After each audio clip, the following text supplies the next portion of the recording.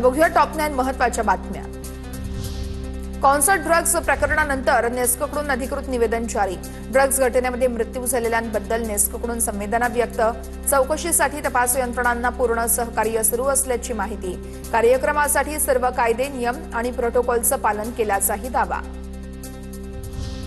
Nesco centre drugs प्रकरणानंतर नेस्को व्यवस्थापनाला धास्ती। या आठवड्यात होणारा आणखी एक कार्यक्रम रद्द। नेमका कार्यक्रम कोणता होता ही माहिती अजूनही गुलदस्त्यात। सोशल मीडियावरती कार्यक्रमाची माहिती देण्यात आली होती, पण नेस्को इव्हेंट्सनं इंस्टाग्राम अकाउंट बंद केल्यानं पोस्टही गायब झाली आहे।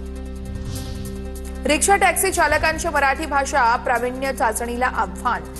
वकिलाकडून राज्य सरकारला कायदेशीर नोटीस। मराठी वाचन लेखन आणि संभाषण अनिवार्य करण्याचा निर्णय मागे घेण्याची मागणी आहे। परिवहन मंत्री प्रताप सरनाईक यांना नोटीस पाठवली। नाशिकमध्ये शालार्थ आयडी घोटाळ्यामध्ये 2 दिवसात 250 शिक्षकांची चौकशी। विभागीय समितीकडून नाशिक एसएससी बोर्ड कार्यालयामध्ये तपासाला सुरुवात। बोगस आयडीच्या माध्यमातून शासनाची कोट्यवधींची फसवणूक झाल्याचा संशय। गोकुळ प्रकरणातील वादग्रस्त सहाय्यक निबंधक सुजय कदम यांची बदली। सुजय कदम यांची 15 दिवसांमध्ये तडकाफडकी बदली। गोकुळवरून भाजप राष्ट्रवादी राजकीय संघर्ष सुरू। बदलीनंतरही सुजय कदम कार्यालयामध्ये आल्याचा भाजपचा आरोप आहे।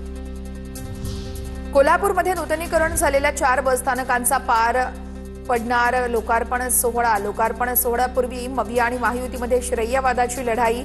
छत्रपती संभाजीनगर बसस्थानकावरती आजच्या कार्यक्रमाचा फलक, तर बाजूलाच फक्त बंटी साहेबांमुळे शक्य झालं अशा आशयाचा बॅनर। नागपूरमध्ये काँग्रेसमधील अंतर्गत वाद वाढला। केतन विकास ठाकरेंची स्वीकृत नगरसेवक पदावरून माघार। शहराध्यक्ष विकास ठाकरे यांच्या कार्यप्रणालीवरती प्रश्नचिन्ह उपस्थित केल्यानंतर निर्णय घेण्यात आला। नाशिकचे माजी महापौर अशोक मुर्तडक यांच्यावरती गुन्हा दाखल। आत्महत्येस प्रवृत्त केल्याचा आरोप करत गुन्हा दाखल। मुर्तडक यांच्याकडून शिंदेच्या कार्यकर्त्यांना बेदम मारहाण केल्याचा आरोप आहे। मुर्तडक यांच्या विरोधात पंचवटी पोलीस ठाण्यात गुन्हा दाखल आहे। धाराशिवमध्ये काका पुतण्याचा राजकीय वाद। तानाजी सावंतांच्या मतदारसंघात पुतण्याचे भावी आमदार असे बॅनर। धनंजय सावंतांच्या वाढदिवसाला कार्यकर्त्यांकडून बॅनरबाजी। आगामी निवडणुकीमध्ये काका विरुद्ध पुतण्यास सामना रंगण्याची शक्यता आहे।